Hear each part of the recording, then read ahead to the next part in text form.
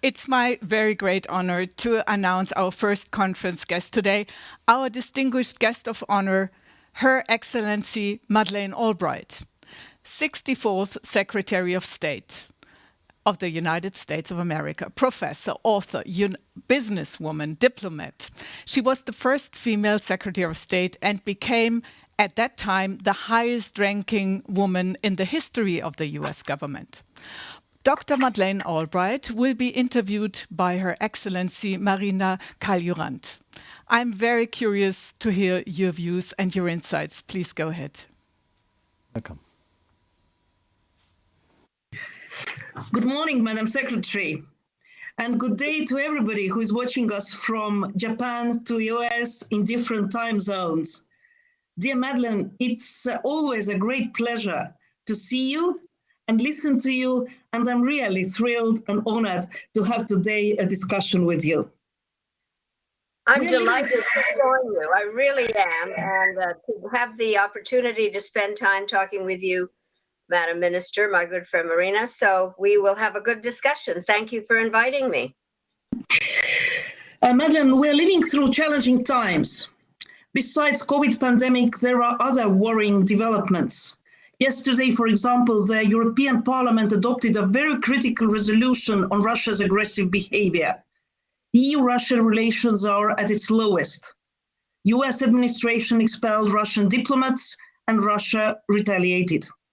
Also, China is becoming more assertive, powerful, and vocal. Dear Madeleine, you are known for thinking out of the box, and you are known for bold ideas. What is your take on the present international situation, and more precisely on transatlantic relations? What is your advice to US and European leaders? Because needless to say, Europe was excited and happy after the last presidential elections. President Biden has a standing invitation to come to Brussels. We're waiting to see him here, and I know that he will do it soon.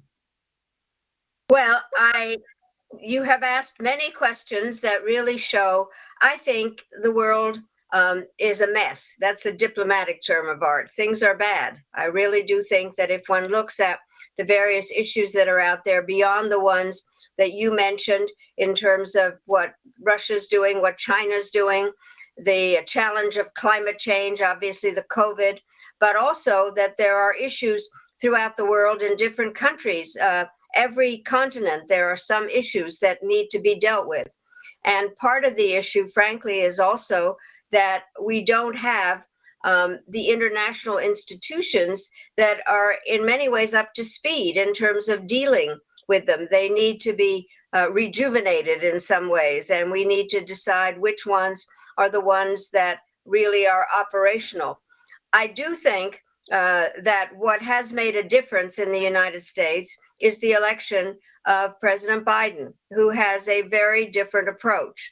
And by the way, he's somebody that I know very well because we worked together when he was a senator and I was secretary, and we knew each other even before that. And he has a very broad understanding of international issues, I think, and frankly, probably more than any president we've had in a very long time, and a deep interest. And he understands, and it started with his inauguration speech, that America had to be back. America had to be a part of the system, and that we would re-enter the system with humility. And I think that that is the way he is approaching things. He gave a very interesting speech 2 nights ago, in Congress, in which he outlined a very different approach to the issues in the United States that have to be dealt with. But at the same time, I think made clear to the American public, as he talked about the national security issues, how domestic and foreign policy go together, which I think is a very important part in a democracy. By the way, I think that one thing that I have been reading, the intelligence community, our intelligence community has just put out a document, Global Trends 2040. It's unclassified. And they have made very clear what the various issues are that have to be dealt with some that are immediate, but some that are the longer term ones that need to be dealt with now in a very specific way with partners, which leads me to one of the things you also asked. The transatlantic relationship is absolutely essential. And I think that it's something that was very important before, and as a result of what happened in World War II, but we now have to make clear that it is a crucial aspect of how we work and live together.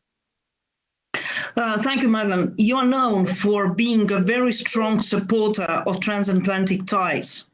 And it's really encouraging to hear from both sides of the Atlantic Ocean that there is interest, there is willingness, there is commitment to have new or to restore the work of NATO, to give more impetus to NATO, and to have closer transatlantic ties. So from Brussels, I can only say that we're looking forward to President Biden's visit to Brussels. But coming to another topic, I'm really happy and honored to be part of your group of exes. Well, those who don't know, that's the club or group of former foreign ministers. Madeleine, you keep us busy. You keep us busy about learning about new topics, discussing new topics. You keep us busy about thinking about the world today and making suggestions to the better world to come.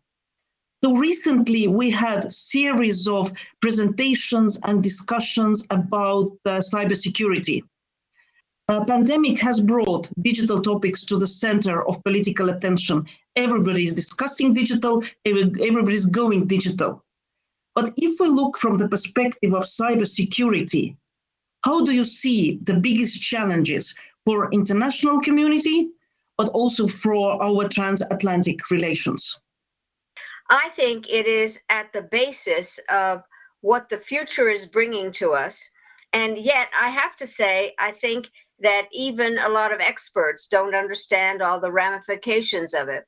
And average people in countries do know that there's the internet of everything, and that their refrigerator talks to them, or that things are very automatic. But they don't see the other side of this. What are we learning? Who is in control? What do we know? And again, this particular report, this Global Trends, I think has a whole section on the impact of technology on our daily lives, and the importance of understanding, and especially, I think, issues to do with artificial intelligence, the whole issue of cyber, of whether cyber is a friend or an enemy. And it's very interesting, because one of the things is that what has happened, as I mentioned, there is the Internet of Things, but it has actually also led to fragmentation in our societies, because it exacerbates the divisions. And I think we need to know the social effect of all of this. And then the other part, if I may say, is that you are in Brussels and the EU makes rules, and we don't yet have norms that really govern how the cyber systems, how artificial intelligence works. And even though the transatlantic relationship is the most basic one in terms of values, we need to figure out how to use the systems to develop some norms that we understand what is really happening. But it has it's affected our elections, it's affected how we see what the Russians are doing in Central and Eastern Europe to undermine democracy.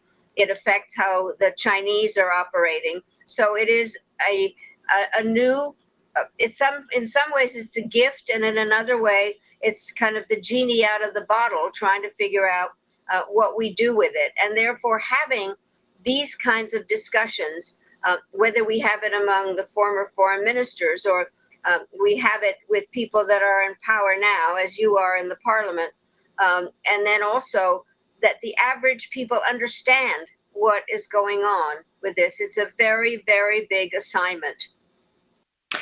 Madeleine, I very much agree with your emphasis on international law norms, because we need clear understanding what are the rules of behavior in cyberspace.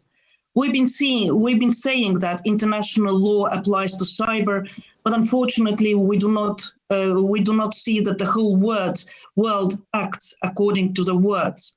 Unfortunately, we see in the United Nations and internationally ideological division between different states. So, how to continue discussion on multilateral level, multi-stakeholder level in these difficult circumstances? Well, I think the hard part is that we do come at it differently. I mean, I have to say, democracies, we believe in free speech and freedom, and the opportunity to exchange information and to understand each other. The authoritarian governments are able to use this tool to control people, and to undermine the way that we understand each other.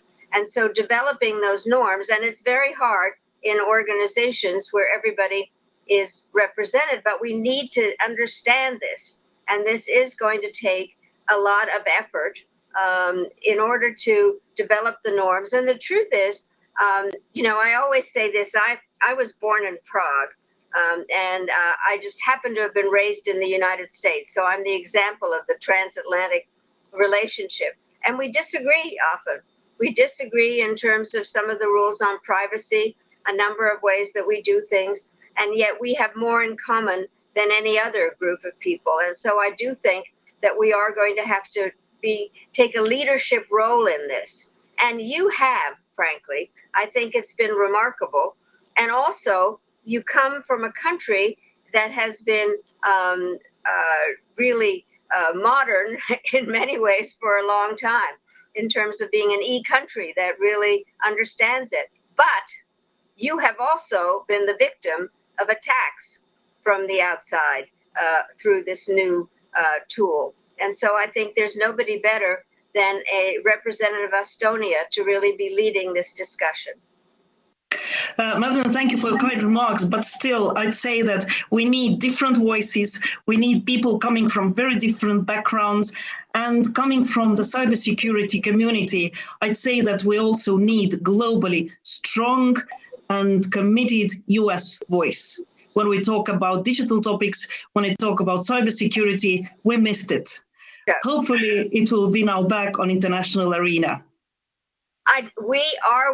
We'll be back. I have to say, there's a great desire to be back, and President Biden has made that clear. But what is also interesting is that there have been commissions that have been looking about what to do, something called the Solarium Commission, that had a set of recommendations about how to strengthen the internal structure of the U.S. government in order to be able to deal with this, that it's not just the Defense Department, that it's really a whole of government. There has now been somebody who came to speak to our group last time, Chris Inglis, who's been named as the chief officer to really deal with this out of the White House. And there is going to be an approach of how to work this. The other part that makes this both interesting and complicated, it's not just governments, it's the private sector. And that relationship between the public and private sector is something that also is a challenge for you and for us, and how we do this. So the more we do together, the better. I can completely agree with everything you said. Dear Madeleine, you know what day it was yesterday? It was the 29th of April. And Europe celebrated the Day of Solidarity Between Generations. It was first introduced in 2012. And I have to say that it is becoming more and more popular among different generations. And I'm proud that I have at home 4 generations.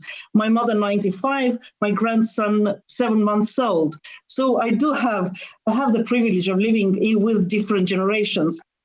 Dear Madeleine, you are always known for being inspiring to all generations, to different generations, and especially to women in politics, to women in diplomacy, to women in cybersecurity. Madeleine, what would you like to say today to women, and maybe especially to young women who are watching you? Well, I do think that we have been watching how there have been more women that have come into places in the political world and the business world and the educational world, scientific world. And I believe very strongly the most famous thing I ever said was that there's a special place in hell for women who don't support each other. We need to have more women in the room. It always helps. And when you became part of my group of former foreign ministers, we now have more of us there. But I also do think the cross-generational thing is so important, because I think it is accurate to say that the younger generation understands technology better than the others. And we have a very famous poet, Robert Frost, who said, "The older I am, the younger are my teachers." And that is the way I feel now about the younger generation, men and women, how they work together, and they really have a better sense of the technology. But I am delighted to see women. And by the way, there was a great picture. I talked about President Biden's speech to Congress. It was the first time in history, excuse me, that two women were sitting behind him. The Speaker of the House, Nancy Pelosi, and our Vice President, Kamala Harris. It is a big step forward. America always wants to be first in everything. We're not first in terms of women prime ministers and women presidents, but we are working on it, and we all have to work together. And the support that women give to each other, I think, is very, very important, which is why I love having you as part of my group. Madeleine, thank you so much for your kind words. And the quote was excellent. I remember it, and I'll take it with me. Unfortunately, we're running out of time. I hope that we'll be invited to a talk show on CNN or anywhere else where we can have more time to discuss all the interesting topics. But I'd like to thank you for being always available, for being open and frank, for your time you are dedicating to international affairs, to interesting topics, to cybersecurity, to women of all generations. Thank you so much for letting me to talk to you today, because I know that in the audience there are hundreds who would like to talk to you. Today I was privileged. Hopefully next time there will be anybody else. Dear Madeleine, thank you so much. Dear Marina, thank you, and congratulations on everything you're doing and your leadership role across so many different subjects. All my best to you, and good luck, and we'll see each other soon, some way. Thank you. Bye. Bye. Thank you so much. Bring your insights to the public. Thank you, Her Excellency Madeleine Albright, and thank you also, Excellency Marina Kaljurand.